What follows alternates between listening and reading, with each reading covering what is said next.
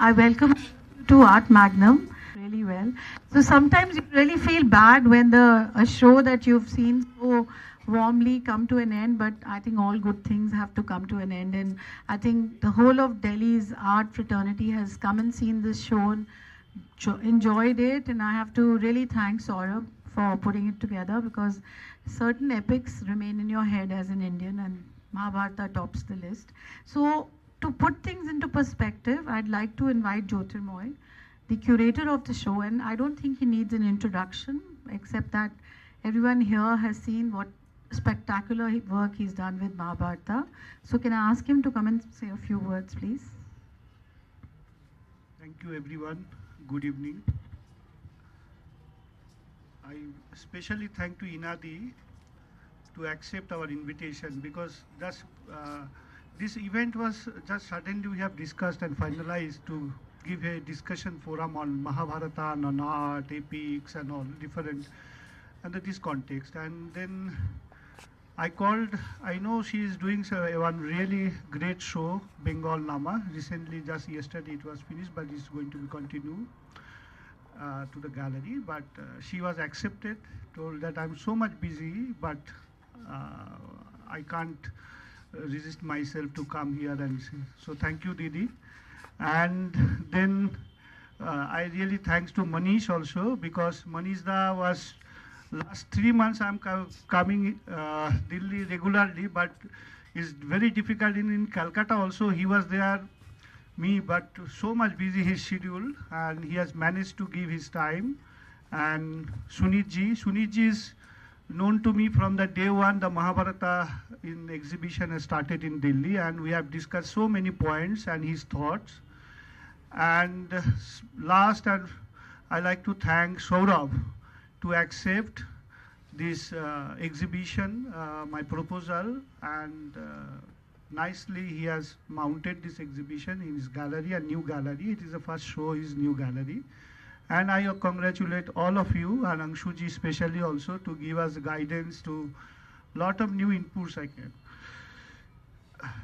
For exhibition Mahabharata, for me, I just come, it is not, I don't want to give any, because visual art doesn't need to explain so many. I don't want to explaining the paintings or anything. The mainly thing, the theme or context behind, because seen so many exhibitions, every time we have seen, somehow when I did an exhibition of Mahabharata woodcut paintings in Calcutta, request of Jogen Chaudhuri, it was a 19th century printmaking. So that time, Soumitra Chatterjee, the one of the legend of Bengali films and literature and cultural legend, he was told me that it has nicely you have curated, but find out somebody who can conceptualize the Mahabharata in their canvas through their own eyes and today's concept, or what they are thinking, the contemporary artists. So first thing, it was a very challenging work for us to find out whom I can tell that everybody is doing their own way, own theme, own context of art today. It is a big, huge task for artists to keep their own style and product depicting the Mahabharata through the context where everybody's signature style can be visible. So I have spoken with Chandra da, Aditya da, Samir Aich and Jayadi, and all of you know they are at present in contemporary art in Calcutta, Bengal, all over India. They are very known, and from the last 20 years they have shown their work in different way, and the style has been approved. People have seen from a long distance also, they can recognize this is Chandra, it is Jaya Ganguly or Samira Ije or Aditya Basa. Now the biggest task for me to discuss on Mahabharata. So it was taking 2 years time to discussing that. And I am, thanks to all of them, Chandra is here, because we have asked Aditya da and other artists also, but they are busy with their other works also. So for me, Chandra da, Aditya da and all the artists has done their best ability. They have shown Mahabharata through their own eyes, because we all of five came to that one point that we have, that Mahabharata is not only an epic or a storybook, what we have read from our childhood. Mahabharata is a continuous journey, and that journey is still, you can feel, you can face through your life, in political life, your social life, your personal life. And I think artists has reached that level, give their own painting, showcasing their painting, or create their work where we can, as, because for me, how I like Draupadi, maybe you like some other way. So all the paintings are untitled, because it's not only a Mahabharata, it is a painting of journey of human being from ancient time of India until today. I think I don't need to say so more word. The visual art has to be enjoyed through your own eyes. And if you like the show, if you please convey to your friends or other artists or people of Delhi. Thank you again. Thanks for coming. Thank you. Thank you. And I liked the fact that you've not titled anything, so that we can use our own mind to imagine what we want to say. Yeah. So I'd like to all now invite Manish Pushkale, whose work is inspired by mythology, but at the same time, it's so subtle and so beautiful. And rightly, he's talking about epic in art. So welcome to you. Thank you so much. Thank you, Jyotirmoy. Thank you, the Art Magnum, Saurabh, and friends. Few days back, 3-4 days back, when I got a call from Jyotirmoy and he said that we want you to speak something on Mahabharata. मैं थोड़ी देर के लिए ठिठका. मैंने बोला महाभारत, मैं क्या बोलूँगा? Then immediately at the same time I got the parallel thought, and then I said that why not? After all, I belong to a land which is given a great singer like Tijan Bai, who is known for her Pandwanis. So I am from the land where Mahabharata exists as a sound also, and I, being as a painter, aware of the greatest story and the example of Hussain Sahab, when Lohia ji, in the presence of Badri Vishal Pitti, who was once provoked to paint Ramayana and Mahabharata. Is that okay? Yeah. To paint Ramayana and Mahabharata, simply with the statement that if you want to understand the country, then you should go through these two epics. These are not the epics, these are the introduction of the civilization we belong to. And I think I really cannot claim that I have gone through the Ramayana and Mahabharata in a scholarly manner, लेकिन हमारी समाज में हम सब लोग बिना पढ़े हुए भी इन दो एपिक्स को जानते हैं. And this is the huge difference. One thing which I realize and understand from my artistic painter's capacity, that in rest of the civilizations, whether it is the civilizations from the Christian belief or from the Islamic belief or anywhere else, the centrality of the human is so much there. Whereas in our context, in Indian civilization or in the civilizations which belongs to pagan sensibilities, it is not just about the centrality of the human body. So suddenly you see many other things apart of the human, they come into the new relevance and the new importance.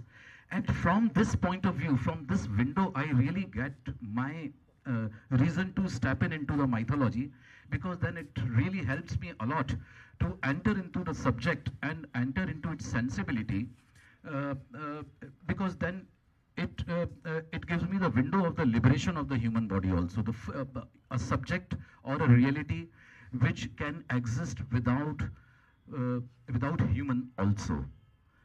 ये जो मज़ेदार तथ्य है भारतीय परंपरा का, माफ़ कीजिएगा मैं थोड़ा हिंदी अंग्रेजी मिला के बोलूँगा अपनी बात को, because मैं हिंदी में चित्र बनाता हूँ. So this is very important to keep your own language also, mother tongue, alive in between. तो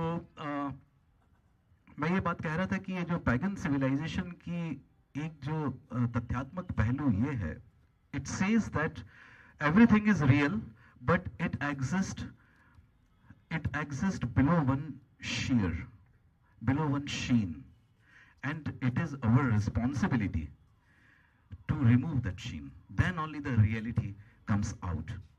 तो एक पेंटर होने के नाते ये मुझे बड़ा इंटरेस्टिंग लगता है, because the moment you remove that sheen you actually get a platform and a window to interpret it.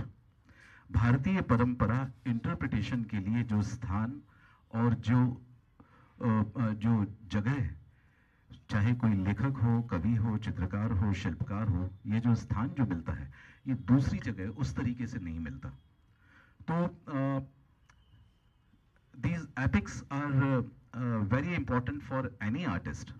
ये बात भी मैं याद दिलाना चाहूँगा, क्योंकि एक भारत एक विशाल देश है, तो रामायण जो धारवाड़ के नीचे जाके अपने चरितार्थ में आती है, it comes into its complete full orchestration. Mahabharat उत्तर भारत की कथा है. तो एक तरीके से हम एक ऐसे देश में हैं जिसने दो महान ये जो ग्रंथ दिए हैं, जो एक तरफ उत्तर की भूमि को ज्वलंत करता है, तो दूसरा ग्रंथ जो दक्षिण की भूमि को ज्वलंत करता है. आधुनिक समय में, in modern times, the east and the west of the country has given Tagore and Gandhi. So this is a very interesting way to see my own country, the boundaries of my own country, and to inquire myself by confirming the boundaries of my own surroundings. Thank you. Thank you, Manish. Now, we invite Ina, who doesn't need any introduction here, especially in this intimate circles, and she's brought Bengal art to the forefront all her life, written books, curated shows, and this is a subject very close to her heart. So I'd request you to say, she's talking about Mahabharata in modern contemporary art.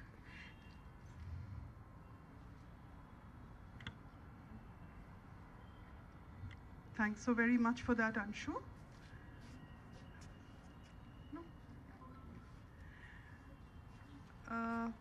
Welcome, friends. It's great to be here this evening. Jyotirmoy, onek dhonnobad. Khub bhal lagche eshe, oshadharon exhibition. My warmest congratulations. Chandra is here. Manish, old friend, Suneet ji. So what I thought I'd begin with is a little quotation from an intellectual I deeply respect, C. Rajagopalachari. The persons and incidents portrayed in the great literature of a people influence national character no less potently than the actual heroes and events enshrined in its history. The former play an even more important part in the formation of ideals, which give to characters its impulse of growth. Don Quixote, Gulliver, Pickwick, Falstaff, Shylock, King Arthur, Alice and her wanderings in Wonderland. All these and so many other creations of genius are not less real in the minds. The Mahabharata discloses a rich civilization and highly evolved society, which, though of an older world, strangely resembles the India of our time, which I think is so very true and apt. So this afternoon I was at the studio of a photographer, Sanjay, who's actually here with us, Sanjay Das, and we were looking at images that he had taken on his recent travels, especially at Pingla, where a community of Muslim artists work with the Potachitra style, and they work with the theme of Ramayana. They sing the stories as if, and it is very much their own. So that is what I think we must remember, that Mahabharata as well as Ramayana belongs to everybody. There is no class, there is no religion or religious creed, that, it belongs to all of us. Peter Brooks interpreted Mahabharata in a way that was completely unique. But Amar Chitra Katha, this film, what was that? Jane Bidho Yaro had one scene devoted to Mahabharata that we still look at and enjoy and laugh over till date. So the many interpretations of Mahabharata in our own lives I remember Manjeet Bawa, when he painted characters from Mahabharata, which he did often, he would actually read the chapters that he was referring to because he wanted to be correct. He didn't want to make a mistake. So therefore, he would take care, read through the chapters carefully in order to interpret the epic the way it should be done. And it belongs to everybody. Like this exhibition today that we have come to attend, it's incredibly beautiful because Joya Ganguly has interpreted scenes from the epic that are meaningful to her.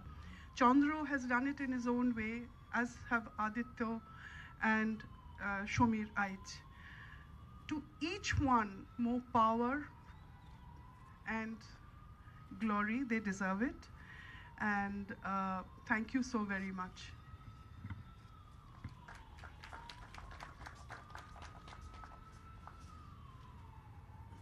Thanks a lot, Eenaji. I'd like to welcome our chief guest today, Priya Paul.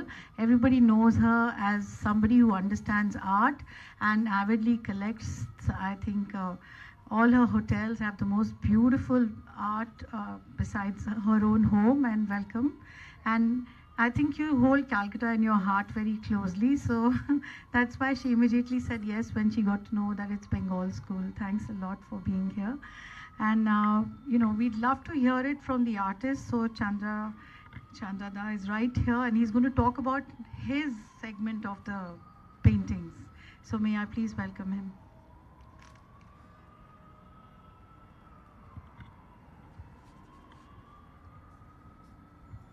সকলকে আমার প্রণাম in this beautiful evening and beautiful ambience too.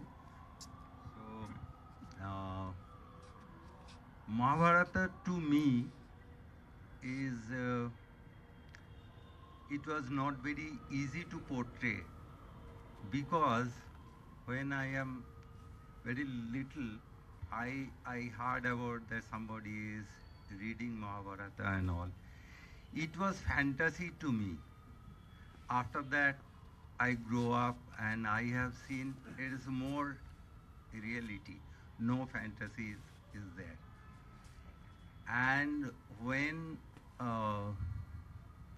Jyoti asked me to do something on epic, so I come to know that how do I express myself. Because whenever I paint some human figure and human faces, they are from Bengali. There is a line, Bhirer Manush, the person of the crowd, one of them. They are not very significant. They are actually their contribution we are not accepting as our so-called society. So whenever I tried, those faces coming to me, and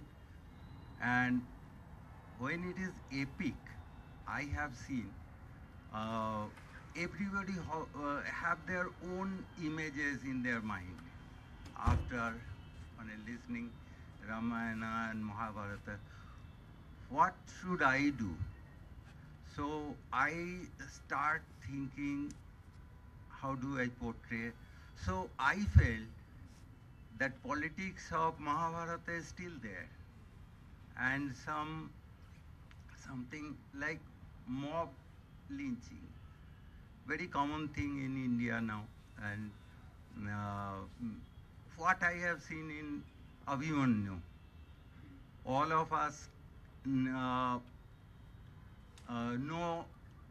entering, but we don't know how to come out. So all the way we felt like that, and Draupadi is that Mahabharata can start from her. So I felt it's abusing women. So all the figures are, to me, is a very common people, not very ornamental, with what we have seen through Ravi Verma's painting and all of their king, queen, like this, wearing some, what called, jewelry and all. So I thought I will not go with that. I cannot think, so many years back somebody is written on a book, so it may be or not, so they may be from the very simple people. So I did that. So one farmer, he are chosen to die because of many things we know, many problems. But they don't have that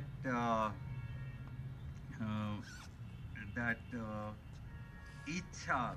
They don't have that much power to kill himself. Also, we can immediately go to them and say, don't go like that. So I choose from Vishwa is a very common man from India, Draupadi, Avimanna, and Brihanala. So that's why what I felt I did. This is up to you to judge how it was. And so all these evenings when I've come here, there's one constant gentleman who's been always coming here to see the art, and that is Suneet ji. And I think he's really thoroughly enjoyed the epic through the eyes of this exhibition. I'd like him to conclude, but before that I'd like Priya to say a few words about what Bengal school means to her, because I'm sure you have lots of art from there. And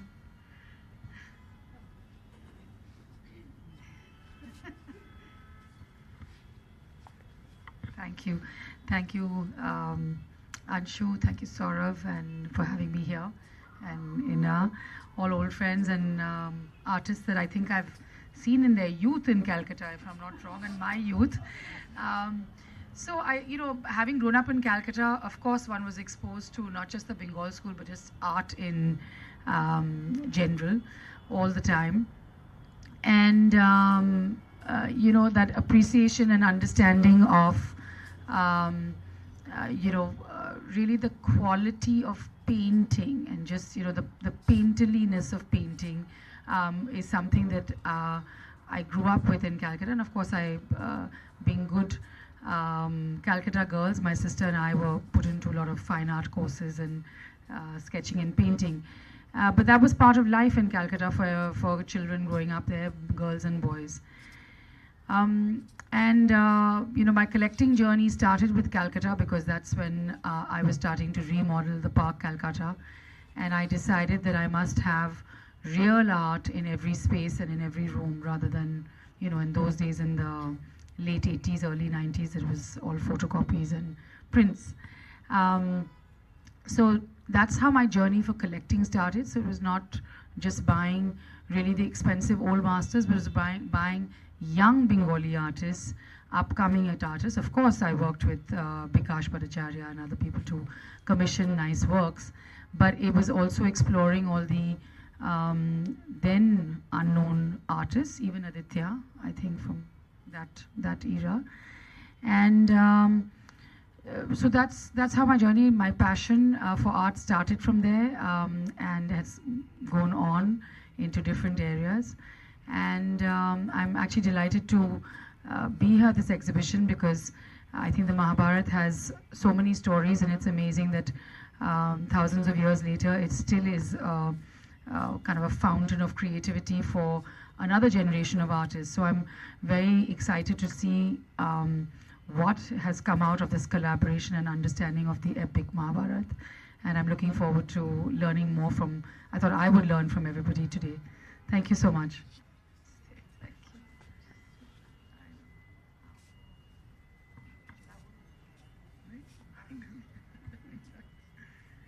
But if you pull up a chair and sit down, and your expression will help.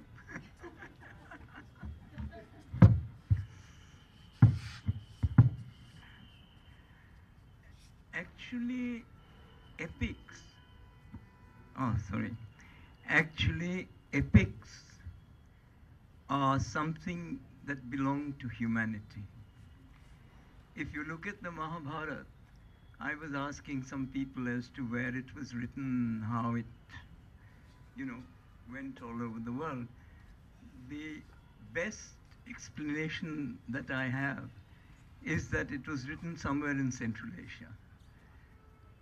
Yes, and around the time of the Bamyan Buddhas.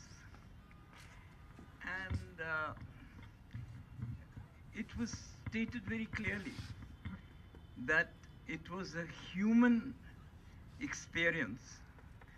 I myself had come across it in Latin, in the Odyssey. And you can see one of the pictures here, one of the key pictures, is of the burning of the snakes. And in the Odyssey, you have the eagle carrying the snake. And the interesting thing about it is that when they saw that image, the story went round that the Trojans said, war is on our side, and the Greeks said, war is on our side. And ultimately it was on no one's side. And I noticed one of the works here has that image of the snake burning and of the eagle and the snake. So my feeling is that today we live in a world that is not just a region, it's not just a country, because you have a big Mahabharata going on against COVID, and COVID is everywhere. And it's something that is likely to happen anywhere and anyhow.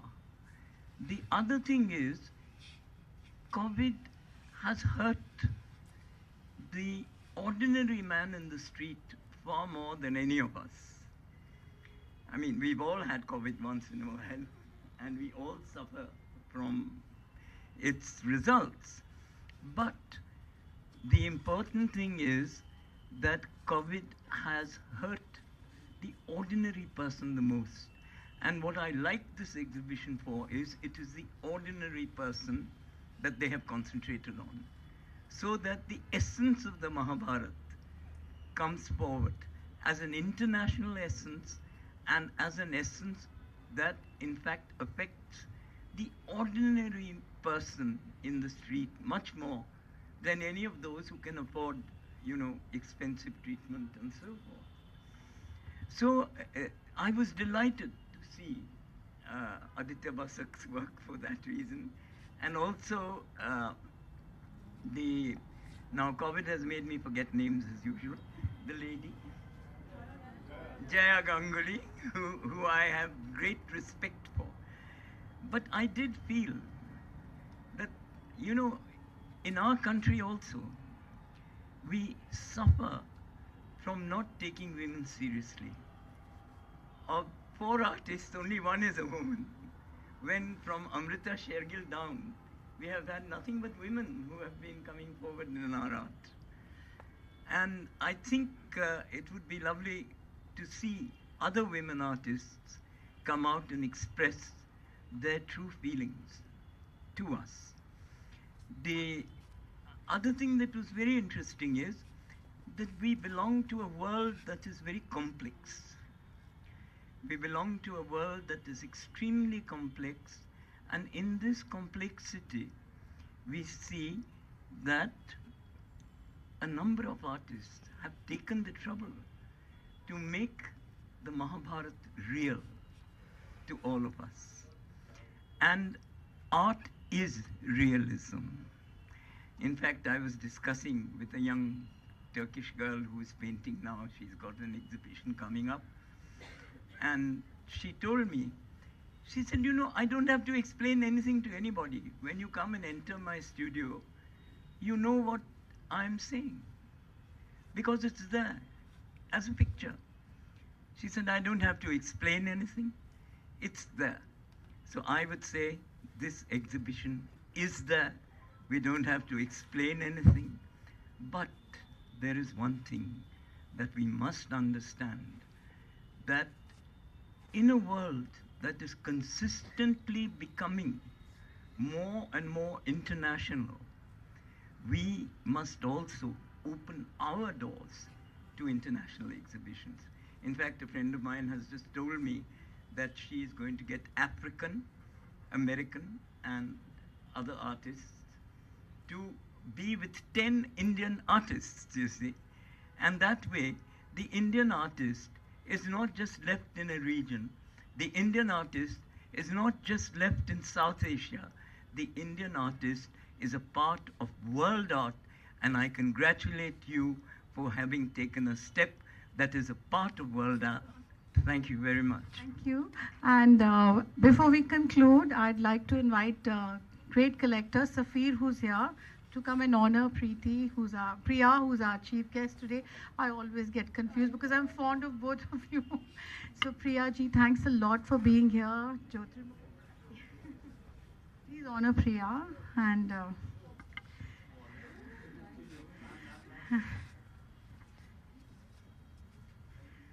And Saurabh, please, he's got a special, since you collect.